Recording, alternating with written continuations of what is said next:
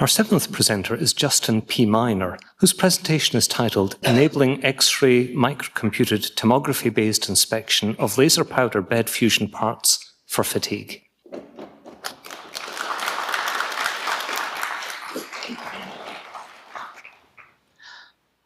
What if we could print metal parts for aerospace engines or medical implants with the same strength and reliability as traditionally manufactured ones? Laser powder bed fusion, a metal 3D printing process, makes this possible by building parts layer by layer with a high-powered laser and metal powder. However, there's one tiny problem. Pores contained in the parts act as weak points in the material. This can lead to fatigue failure, the cause for many engineering breakdowns that we observe today, like the collapse of the Fern Hollow Bridge.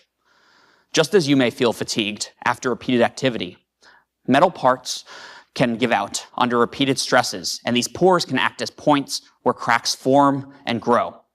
Thus, safe application of 3D printed parts require minimal porosity and the ability to predict the pores that are present.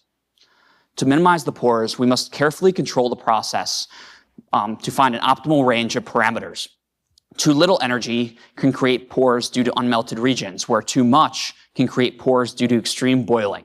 The right balance ensures a stronger, denser part. But at these conditions, stochastic or random pores may still occur. These random pores are difficult to detect and difficult to predict.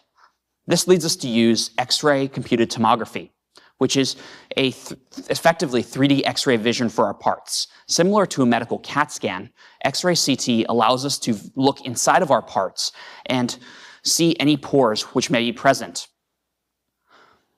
But we can only scan small parts. To understand what happens in the larger parts, which are typical applications, we must understand what happens for the weakest point of the material or the largest pores that are present. This is where extreme value statistics comes in. We use this method, which is commonly applied in weather forecasting, to predict rare events such as hurricanes or floods, to predict the largest pores which may be present in larger parts, even those which we haven't observed. But my work incorporates uncertainty into this prediction, enabling a more accurate prediction.